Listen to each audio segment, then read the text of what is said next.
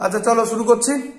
তা বলছে a balloon with mass m is descending down with an acceleration a where a less than g বলা আছে। how much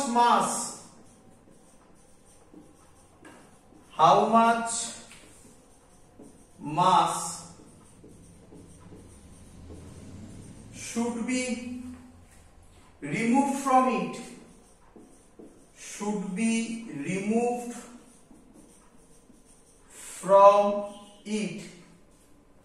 so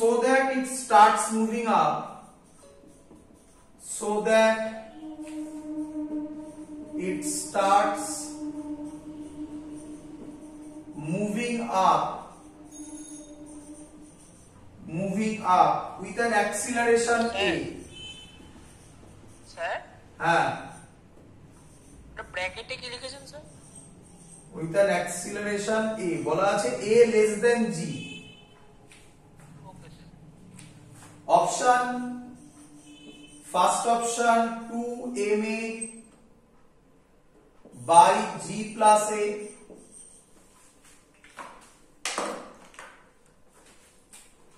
second option 2ma by g minus a, third option ma by g plus a, last option ma by g minus a।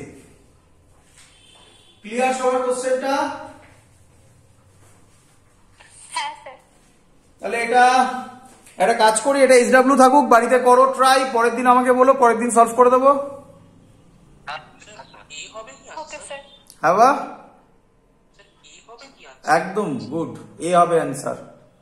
তো একজন তো বলেই ফেলেছে এ হবে answer, বাকিটা try করো, পরের দিন আমি করে দেবো। আচ্ছা একটু আইডিয়া দিয়ে দিচ্ছি, কি আইডিয়া এবার পারবে আশা করব। ধরো এই হলো বেলুন, ভাবো এটা বেলুন,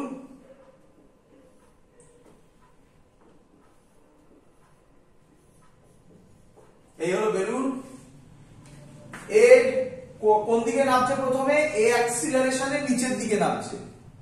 তাহলে ফ্রি বডি ডায়াগ্রাম কি হবে? নিচে mg হবে, উপরে আপথ্রাস্ট u হবে। এই আপথ্রাস্টটা লোকে ভাবে না, উপরে আপথ্রাস্ট u হবে, ব্যাস।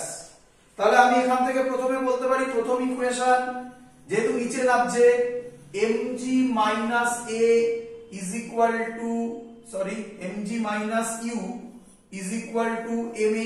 বলো ক্লিয়ার কিনা? আচ্ছা ইউটা কি একবার বলবেন? ইউ মানে হচ্ছে আপথ্রাস্ট। একটা বেলুন যখন থাকে তখন বেলুনটা উপরে ওঠে কেন? তার কারণ আপথ্রাস্টের জন্য, যেটা ওয়াটারে হলে হয়, যেটা আর্কিমিডিস প্রিন্সিপাল থেকে আসে। বাট আমাদের এখানে আপথ্রাস্টের কোনো ফর্মুলা লাগছে না, জাস্ট ফর্মুলা এটাকে ধরা ইউ। ক্লিয়ার? হ্যাঁ স্যার। আচ্ছা এবার ধরো আমি এখান থেকে কিছু মাস বাইরে ফেলে দিয়েছি, ওটাই জানতে চেয়েছে কত, how much mass should be removed from it. এখান থেকে কিছু মাস বাইরে ফেলে দিলাম, তো কত মাস বাইরে ফেলে দিলাম? সে এখান থেকে কত মাস বাইরে ফেলে দিলাম? সে m ড্যাশ মাস বাইরে ফেলে দিলাম। তাহলে আমাকে এখন বলো বেলুনের মাস কত হবে? m minus m dash. Very good.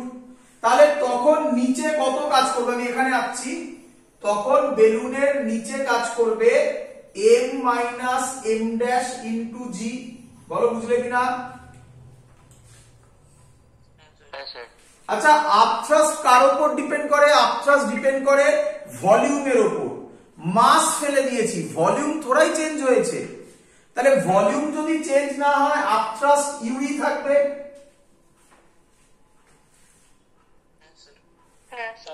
এবার কোন দিকে যাচ্ছে বলেছে? উপরের দিকে যাচ্ছে। কত অ্যাক্সিলারেশনে? a।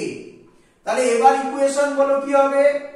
u minus m minus m dash g is equal to m minus m dash a।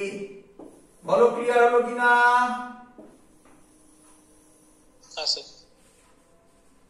হ্যাঁ স্যার। তো এবার এখান থেকে সলভ করবে, এখান থেকে ইউ এর ভ্যালু বার করো, এখানে বসিয়ে দাও, বসিয়ে সলভ করো। সলভ করলে তুমি এম ড্যাশ এর ভ্যালু ফাইন্ড আউট করতে হবে, এদিক ওদিক করে সলভ করো, ফার্স্ট অপশন কারেক্ট অপশন হবে। এবার আশা করবো সবাই পারবে। ক্লিয়ার? হ্যাঁ স্যার বলো, শুনছি। এয়ার ড্র্যাগ কাজ করবে না? হ্যাঁ, এয়ার ড্র্যাগ এয়ার ড্র্যাগটাই তো আপথ্রাস দিচ্ছে। যখন উপরে যাচ্ছে তাহলে তো এয়ার ড্র্যাগ তো নিচের দিকে কাজ না না, ফ্রিকশন ধরবো না, ফ্রিকশন নেই কোনো। ও আচ্ছা আচ্ছা। ক্লিয়ার? ফ্রিকশন তাহলে লেফট হ্যান্ড সাইডেও ফ্রিকশন ছিল না, রাইট হ্যান্ড সাইডে যা ফ্রিকশন লেফট হ্যান্ড সাইডে তাই ফ্রিকশন থাকবে, দুটো ফ্রিকশন ক্যান্সেল আউট করবে। হ্যাঁ হ্যাঁ বুঝলাম। তো সেটা ধরার দরকার নেই কোনো। তো এটা বাড়িতে করবে, সলভ করবে। চলো আজকে আমরা তাহলে শুরু করছি, মুছে দিলাম। শুরু করছি uniform circular motion, but truly speaking আমি এখন পড়াচ্ছি সার্কুলার মোশন, বাট অ্যাকচুয়াল হচ্ছে ইউনিফর্ম সার্কুলার মোশন। প্রত্যেকটা জিনিস একটা একটা করে ক্লিয়ার করতে হবে। তো এটা বোঝার আগে প্রথমে আমরা যে কনসেপ্টটা দিই সেটা বোঝার চেষ্টা করো। প্রথমে আমরা যেটা বলি সেটা হচ্ছে গিয়ে একটা চার্ট করো, এই চার্টে এইদিকে লেখো লিনিয়ার মোশন, আর এদিকে লেখো সার্কুলার মোশন লিখতে পারো, সার্কুলারের থেকে বেশি জেনারেল অ্যাঙ্গুলার মোশন লেখো। আচ্ছা, কি বলছে ভালো করে শোনো, কি বলছে ভালো করে শোনো। বলছে লিনিয়ার মোশনে যেটা ডিসপ্লেসমেন্ট, লিনিয়ার মোশনে যেটা ডিসপ্লেসমেন্ট, অ্যাঙ্গুলার মোশনে সেটা অ্যাঙ্গুলার ডিসপ্লেসমেন্ট। অ্যারো মানে হচ্ছে লিনিয়ার মোশনে থিটা যে রোলটা প্লে করে, অ্যাঙ্গুলার মোশনে, সরি ভুল বললাম, লিনিয়ার মোশনে এস যে রোলটা প্লে করে, অ্যাঙ্গুলার মোশনে থিটা সেম রোল প্লে করে। বলো বুঝলে কিনা? হ্যাঁ স্যার। আচ্ছা, ছবিতে বোঝান, পিকচার দিয়ে বোঝান। পিকচার দিয়ে বোঝাচ্ছি। পিকচার দিয়ে যদি আমি বোঝাই তাহলে জিনিসটা এরকম দাঁড়াবে, সাইডে আঁকছি। ধরো একটা বডি এখানে ছিল, এখান থেকে এখানে গেল, তাহলে এই যে ডিসটেন্সটা এটাকে আমরা বলি এস। এই যে ডিসটেন্সটা গেল এটাকে আমরা বলি এস। আর এই যে অ্যাঙ্গেলটা সাবটেন্ড করলো সেন্টারে সেটাকে আমরা বলি থিটা। বলো ক্লিয়ার কিনা? হ্যাঁ স্যার।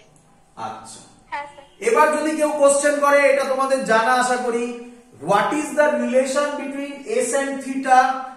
যদি আমি এটাকে রেডিয়াস ধরি আর, যদি এর রেডিয়াস ধরি আর, এবং এটা একটা ছোট্ট অ্যাঙ্গেল ভেবে নাও, ছোট্ট একটা ট্রায়াঙ্গেল ভেবে নাও, তাহলে সাইন থিটা হবে পারপেন্ডিকুলার বাই হাইপোটেনাস। পারপেন্ডিকুলার কোনটা? এইটা, এটা এস, হাইপোটেনাস এটা আর, এটা আর হলে এটাও আর, তাহলে হবে এস বাই আর। আচ্ছা, কখন এইটা আর এটা সেম হবে? ট্রায়াঙ্গেলে যদি ভাবি, এই থিটাটা খুব স্মল হতে হবে, তাহলে হ্যাঁ স্যার।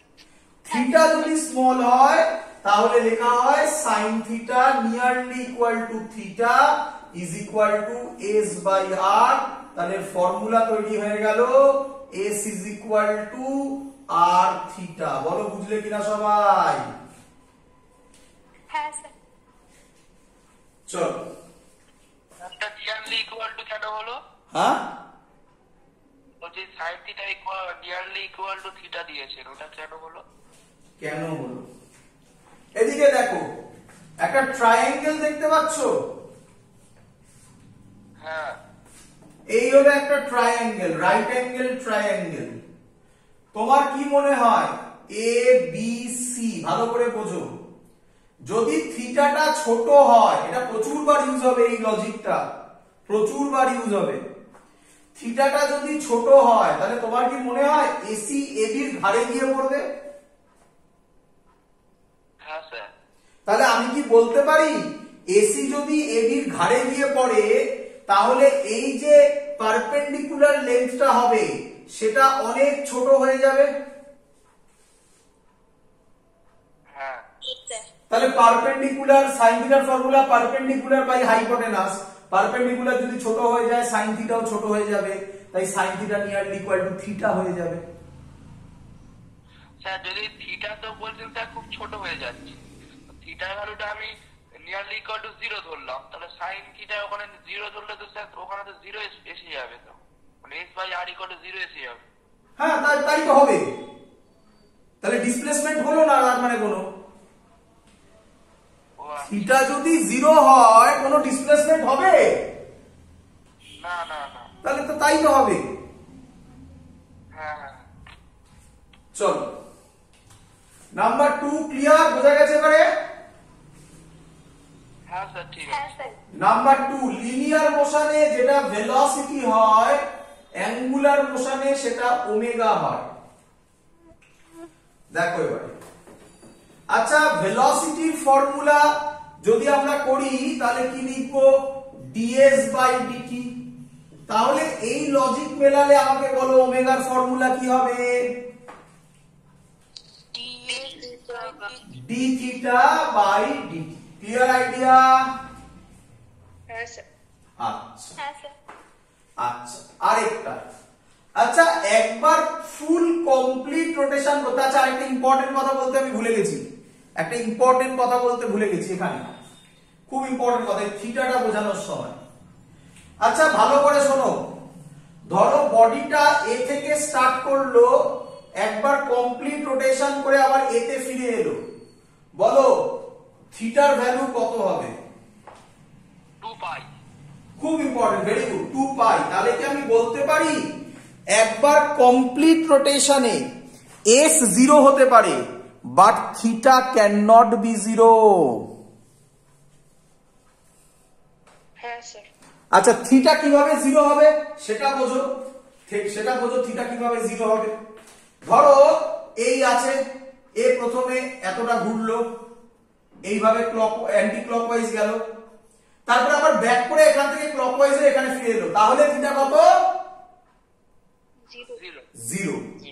আদারওয়াইজ পুরো এখান থেকে একবার ফুল কমপ্লিট রোটেশন মানে, একবার কমপ্লিট রোটেশন মানে 2 পাই, সেকেন্ড কমপ্লিট রোটেশন মানে 4 পাই, থার্ড কমপ্লিট রোটেশন মানে 6 pi and so on. Clear? Sir থিটাটা কেন 0 হলো, থিটা কখন 0 হবে আরেকবার একটু বলুন। একবার এখান থেকে এই গেল, আবার ব্যাক করে এখানে চলে এলো, একবার অ্যান্টি ক্লকওয়াইজ রোটেশন আবার ক্লকওয়াইজ রোটেশন হয়ে আগের জায়গায় চলে এলো। তখন s ও 0 হচ্ছে তাই তো? বলো তখন তো স্যার s ও 0 হবে। ফর্মুলা দিয়ে ভাবলে হবে না, এটা ফর্মুলার কনসেপ্ট নয়, ফর্মুলার কনসেপ্ট নয়। ভালো করে শোনো, একবার যদি পুরো ঘোরে তাহলে s কত? 2 পাই আর s না না, s মানে ডিসপ্লেসমেন্ট বলছি, ডিসটেন্স নয়। 0 ডিসপ্লেসমেন্ট 0। তাহলে ডিসপ্লেসমেন্ট 0, s 0 হয়ে যাচ্ছে কিন্তু তবুও থিটা 0 হচ্ছে না, তার কারণ ও তো ফুল অ্যান্টি ক্লকওয়াইজ রোটেশন করলো একবার।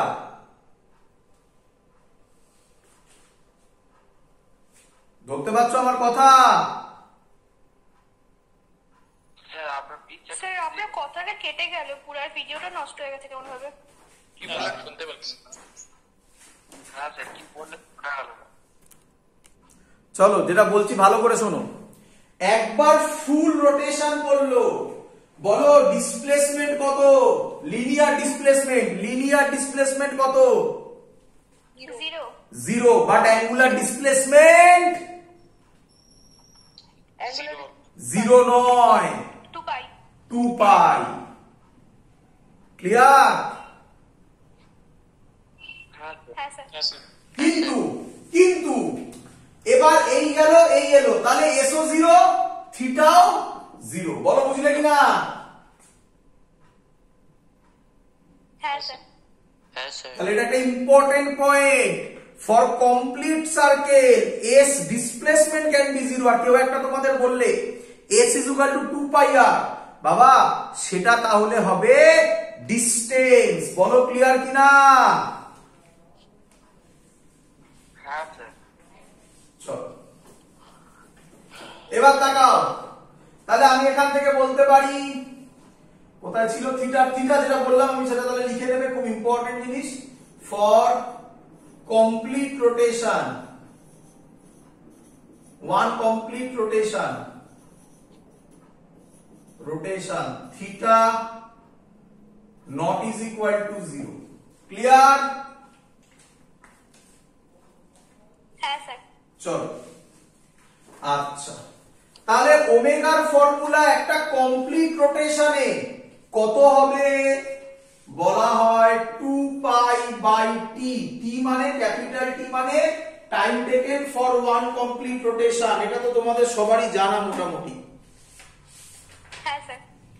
চলো, এবার বলছে 3 নম্বর পয়েন্ট। আচ্ছা, ফর্মুলা বলা হয়নি। এদের ফর্মুলা কি?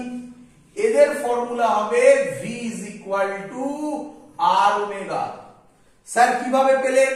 এই দেখো এখান থেকে করছি, ds বাই dt করো, r তো কনস্ট্যান্ট কারণ রেডিয়াস, তাহলে এটা হয়ে যাবে d থিটা বাই dt, ব্যাস হয়ে গেল v is equal to r omega. But এটা নিয়ে অনেক কোশ্চেন আছে, এখান দিয়ে খেলা ঘুরবে, চিন্তা নেই, করবো সব এক এক করে। ক্লিয়ার এত অবধি? হ্যাঁ স্যার। চলো, এতক্ষণ যা বলছি সব তোমাদের জানা সহজ জিনিস। নাম্বার 3, এটাকে বলছে লিনিয়ার অ্যাক্সিলারেশন a, সেটা তাহলে হয়ে যাবে অ্যাঙ্গুলার অ্যাক্সিলারেশন আলফা। এর ফর্মুলা হবে dv by dt or d2s by dt2। এটা ক্লিয়ার কিনা বলো? হ্যাঁ স্যার। মানে s কে দুবার ডেরিভেটিভ। আলফা হবে d theta d omega by dt অথবা d2 theta by dt2। Clear? হ্যাঁ স্যার। এবার শুনবে, আচ্ছা এদের মধ্যে রিলেশন হচ্ছে a is equal to r alpha. Clear সবাই এত অবধি? হ্যাঁ, কারণ একটা মাইক ইয়ে আছে, মাইকটা বন্ধ কর। হ্যাঁ বলো। হ্যাঁ আসছি, ভালো বলেছো, গুড। আচ্ছা একজন আমাকে একটা ফর্মুলা বললো, ভালো ফর্মুলা বললো, অ্যাক্সিলারেশনের আরেকটা ফর্মুলা বললো v dv ds। করিয়েছিলাম, আশা করি সবার মনে আছে। হ্যাঁ স্যার। তাহলে এখানে মিলিয়ে বলো, আলফা হবে omega D theta, sorry v dv ds, তাহলে omega D omega D theta. বলো ক্লিয়ার কিনা?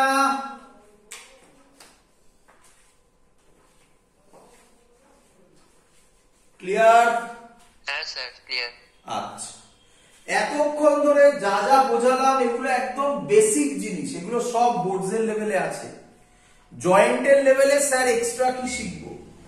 জয়েন্টের লেভেলে প্রথম কনসেপ্ট ভালো করে শুনবে, আমি এগুলো নিয়ে ডিটেলসে যাবো এক্ষুনি, বাট এখন জাস্ট একটু শুনে নাও। এই যে অ্যাক্সিলারেশন, জানো এইটা কি অ্যাক্সিলারেশন? এটার নাম শুনে নাও, এটার নাম ট্যানজেনশিয়াল অ্যাক্সিলারেশন। কোশ্চেন হলো কি হলো, হট করে আবার কোথা দিয়ে ট্যানজেনশিয়াল অ্যাক্সিলারেশন এলো? শুনে রাখো, সব ভেতরে যাও। আরো শোনো, এই যে v is equal to r omega, জানো এটা কি v?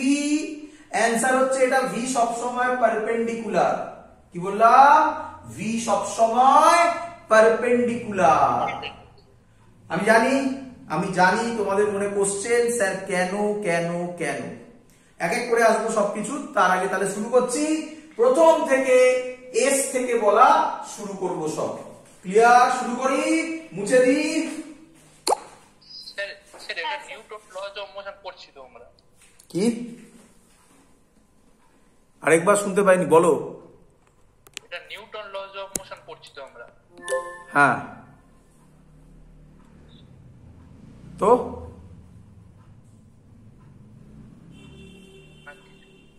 কি কোশ্চেন করছো বুঝতে পারলাম না, বলো। সার্কুলার মোশন তো ফ্রিকশনে ফিকশনের পর আছে আমাদের। আরে ওরকম ভাবে হয় নাকি? তো বইতে কিভাবে আছে সে দেখলে হবে? যেভাবে বলছি ওগুলো তুমি ফলো করো না, যেভাবে আমি বলছি সেভাবে পড়াশোনা করো না। সে বইতে ফিকশনের পর আছে, কোথায় কিভাবে আছে, কোন বই ফলো করছো তার উপর ডিপেন্ডেন্ট। আমি যেভাবে বলছি সেভাবে ফলো করো না, তাতে কিছু যায় আসে নাকি যে এটার আগে ওটা পড়ালাম, ওটার আগে সেটা? না না, তা ওগুলো কেন? এখানে যা বলছি কোথাও কি ফিকশন লাগছে এখনো পর্যন্ত? না স্যার। তাহলে চলো, আচ্ছা এবার যেগুলো ইম্পর্টেন্ট জিনিস, যেগুলো তোমাকে মনে রাখতে হবে, সেগুলো একটা একটা করে বলবো। প্রথম ইম্পর্টেন্ট জিনিস ওমেগা। এই ওমেগাটা কি? ওমেগা তো অলরেডি তোমরা বললে D theta by DT, already বললে 2 পাই বাই টি। আচ্ছা, এর ইউনিট কি হয়? এর ইউনিট হয় আরপিএম, রোটেশন পার মিনিট, অথবা কি হয় আরপিএস, রোটেশন পার সেকেন্ড। ক্লিয়ার? হ্যাঁ স্যার। এবার আচ্ছা, রোটেশন পার মিনিট আমি যদি বলি 1 আরপিএম, 1 আরপিএম, তাহলে আমি কি বলতে পারি 1 আরপিএম মানে 1 রোটেশন পার মিনিট? বলো। হ্যাঁ স্যার। আচ্ছা, হ্যাঁ স্যার। একবার রোটেশন মানে কত ঘোরা? বলো। একটা একবার রোটেশন মানে থিটা কত হওয়া? বলো, শিখিয়ে দিয়েছি এক্ষুনি। 2 পাই। 2 পাই, 2 পাই। আচ্ছা, পার মিনিট, 1 মিনিট মানে কত সেকেন্ড? 360 তাহলে 2 পাই বাই 60, অ্যাঙ্গেল মানে রেড পার সেকেন্ড হবে। বলো, বুঝলে কিনা? হ্যাঁ স্যার। তাহলে ফর্মুলা তৈরি হয়ে গেল, মুখস্থ করতে হবে তোমাকে আজকে থেকে। 1 আরপিএম মানে pi by 30 rad per second. খুব ইউজ করব, খুব ইউজফুল ফর্মুলা, মুখস্থ রাখতে হবে। 1 আরপিএম মানে pi by 30 rad per second. Clear? হ্যাঁ স্যার। আচ্ছা, মুছে দিই। চলো, হ্যাঁ স্যার। Next logic. আচ্ছা, আমরা আজকে শিখলাম ওমেগার formula delta theta by delta t লেখা যায়। হ্যাঁ স্যার। আচ্ছা, ওমেগার formula d theta by dt লেখা যায়। হ্যাঁ। আচ্ছা, প্রথম যেটাকে লেখা যায়, ডেল্টা মানে হচ্ছে অ্যাভারেজ, আর ডি থিটা বাই ডিটি মানে হচ্ছে ইনস্ট্যান্টেনিয়াস। বলো, এটা বুঝলে কিনা? হ্যাঁ স্যার। আচ্ছা, এটার একটা অঙ্ক দেবো আমি, ভালো করে শুনবে। একই লজিক আলফাতেও খাটবে। আলফাতে যেটা লেখা যায় delta omega by delta T, তার মানে ওটা average. D omega by DT মানে ওটা ইনস্ট্যান্টেনিয়াস। তো শুধুমাত্র এই চ্যাপ্টারের নয় এটা বাকি সব চ্যাপ্টারে এরকম টাইপের একটা কোশ্চেন থাকবেই, মানে থাকতে পারে আর কি। তো তার জন্য যাতে আর না শিখতে হয়, আমি তোমাকে আজকে শিখিয়ে দিচ্ছি এখান থেকে কিরকম অঙ্ক আসতে পারে। ব্যাস, এর বাইরে আর কোনো অঙ্ক আসবে না, দ্যাটস ফর শিওর। এই পোরশন থেকে, এই কনসেপ্টটা থেকে।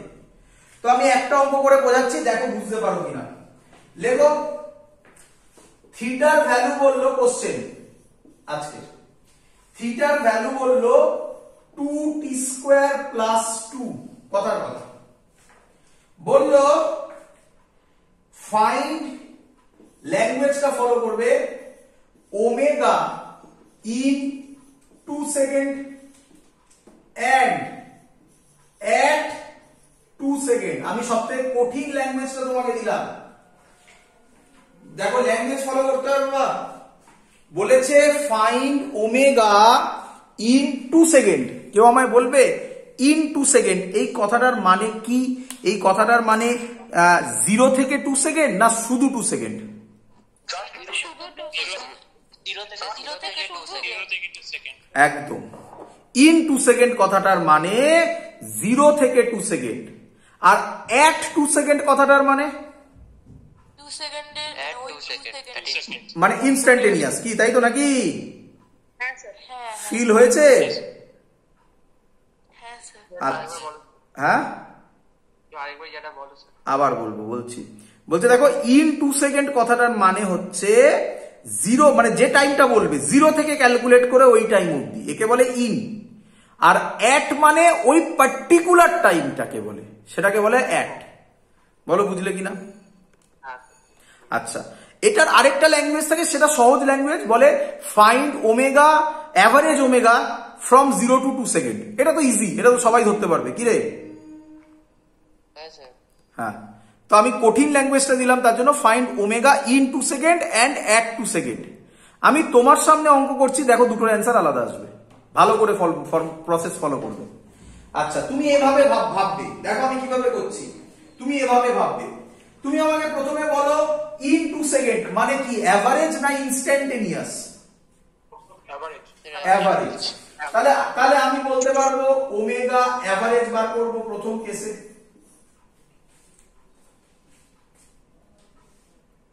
তাই তো? আচ্ছা, তাহলে ওমেগা অ্যাভারেজ যখন বার করব 2 সেকেন্ডে বলেছে, তাহলে ওমেগা অ্যাভারেজের formula delta theta by delta t. একে আমি লিখতে পারি থিটা 2 মাইনাস থিটা 0 বাই 2। হ্যাঁ স্যার। সবার ফিল হচ্ছে? হ্যাঁ স্যার। আচ্ছা, থিটা দেওয়া আছে, থিটা 2 হবে, টি এর জায়গায় 2 বসাও, 4 8 10, ঠিক করলাম। থিটা 0 হবে 2, বলো।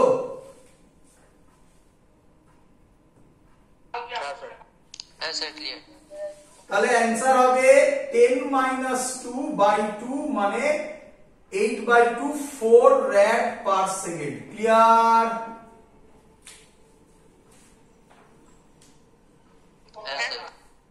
আচ্ছা, আমাকে বলো এবার বার করব অ্যাট 2 সেকেন্ড। অ্যাট 2 সেকেন্ড মানে ইনস্ট্যান্টেনিয়াস না অ্যাভারেজ? ইনস্ট্যান্টেনিয়াস শর্টে লিখলাম INST। ইনস্ট্যান্টেনিয়াস মানে ফর্মুলা হবে d থিটা বাই dt। তাহলে একে ডেরিভেটিভ করব, আশা করব সবার ডেরিভেটিভ প্র্যাকটিস হয়ে গেছে এতদিনে। 2t স্কয়ার প্লাস 2, তাহলে এটাকে লিখবো d dt অফ, ভেঙে ভেঙে লিখছি প্রথমবার, এটা অনেকেই মুখে মুখে এখানেই অ্যান্সার বলতে পারবে। আমি স্টেপ জাম্প করলাম না, তোমরা করবে স্টেপ জাম্প, আমি বলেই দিচ্ছি স্টেপ জাম্প করবে, কারণ এটা জয়েন্টের এক্সাম, নিটের এক্সাম। তাহলে এখানে লিখবো 4t প্লাস 0। বলো কারোর ডাউট? না স্যার। আচ্ছা, টি এর জায়গায় 2 বসালে অ্যান্সার হবে 8 rad per second। দুটো অ্যান্সার কি সেম বাবা? না স্যার। সবার ফিল হয়েছে দুটো আলাদা আলাদা মিনিং? হ্যাঁ স্যার। এবং জেনে রাখো, তুমি যখন এই অঙ্কটা যখন পরীক্ষায় দেবে, যে কোনো একটা দেবে তো, দিলে কিন্তু দুটো অপশনই থাকবে, এই দুটো অপশনই কিন্তু থাকবেই, কারণ সবাই জানে এটা কমন ভুল। আচ্ছা, এই একই জিনিস আলফাতে হবে, এই একই জিনিস আরো অনেক জায়গায় হবে, যেখানে যেখানে এরকম ডিভাইড হয় সেরকম। যেমন আমি একটা তোমাদের নাম বলি, আশা করবো সবাই ধরতে পারবে। কারেন্টের ফর্মুলা হবে ডেল্টা কিউ বাই ডেল্টা টি অথবা ডি কিউ বাই ডিটি। 9 10 করেছো? তাহলে ওখানেও অ্যাভারেজ কারেন্ট, ওখানেও ইনস্ট্যান্টেনিয়াস কারেন্ট, একই গল্প হবে। সবাই পারবে এবারে করতে? কি লজিক? চলো, তাহলে এই টাইপের অঙ্ক বারবার রিপিট হবে, আমাকে যেন আর বলতে না হয়, সবার জন্য ক্লিয়ার আইডিয়া হয় অ্যাভারেজ মানে কি, ইনস্ট্যান্টেনিয়াস মানে কি, দুটোর মধ্যে ডিফারেন্স কি। চলো মুছে দিই। আচ্ছা আচ্ছা, এবার দেখো,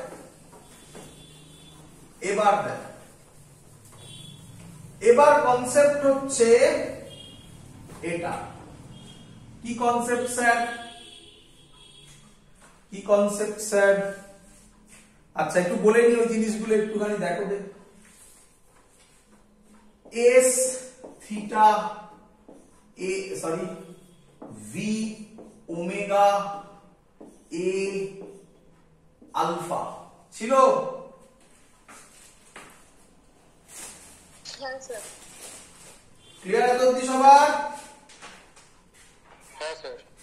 হ্যাঁ স্যার। আচ্ছা, এখান থেকে আমি এটাকে এরকম লিখতে পারি, দেখো তো,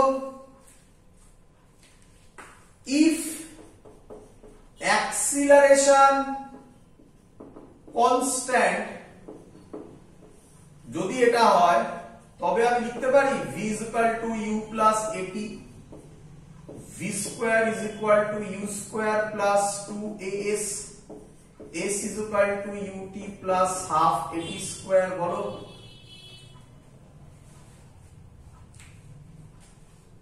হ্যাঁ স্যার। হ্যাঁ স্যার। অ্যাক্সিলারেশন কনস্ট্যান্ট হলে এগুলো আমরা লিখতে পারি। সেম এবার ভাবনা চিন্তা করে কপি পেস্ট ভেবে করো। ইফ এবার এটা করব, ইফ, কারণ আমরা এতে হ্যাবিচুয়েটেড, তাই না? ইউ দিল, এ দিল, টি দিল, ভি বার করতে আমরা মোটামুটি সবাই মোটামুটি এই জায়গাটাতে কম বেশি পারি, বাট অ্যাঙ্গুলারে দিলেই অঙ্ক ছেড়ে দেয়। তো অঙ্ক ছাড়ার কিচ্ছু নেই, সিম্পল লজিক, যে এটা জানবে এবং আমি তাকে যে কনসেপ্ট দিচ্ছি সেই কনসেপ্টের সহজ মিনিং বুঝবে, সে সব অঙ্ক পারবে, শুধু একটু প্র্যাকটিস করতে হবে। তার রিজন এটা তোমার প্র্যাকটিস করে করে হাতে চলে এসেছে। এখন আমি যেটা লিখতে চলেছি এটা তোমাদের অতটা প্র্যাকটিস হয়নি, তাই তোমরা অতটা কমফোর্টেবল ফিল করো না এই ফর্মুলাগুলোকে অ্যাপ্লাই করার জন্য। দেখো কি রকম ফর্মুলা, তাহলে একই লজিক, ইফ কি লিখবো বাবা? Alpha constant. আমি লিখবো অ্যাঙ্গুলার অ্যাক্সিলারেশন কনস্ট্যান্ট কি রে? হ্যাঁ স্যার। অ্যাঙ্গুলার অ্যাক্সিলারেশন কনস্ট্যান্ট, তাহলে ভি হবে, মানে ওমেগা ছিল তাই না, ওমেগা হবে ওমেগা নট ধরলাম ইনিশিয়ালকে, আলফা টি, বল বুঝলি কিনা? হ্যাঁ স্যার। হ্যাঁ স্যার। এবার নিজেরা বল একটু তাড়াতাড়ি, এটা কি হবে? Omega square, omega not square plus 2 alpha theta, কি রে? থিটা হবে, ও হ্যাঁ। ক্লিয়ার? হ্যাঁ স্যার। হ্যাঁ স্যার। বল নিজেরা বল, এটা কি হবে? Theta is equal to omega not T plus half alpha T square, কি রে? বুঝছি। আচ্ছা, ক্লিয়ার? হ্যাঁ স্যার। আমরা এই ফর্মুলাটা তো করলামই এক্ষুনি। কি ফর্মুলা করলাম? আমরা করলাম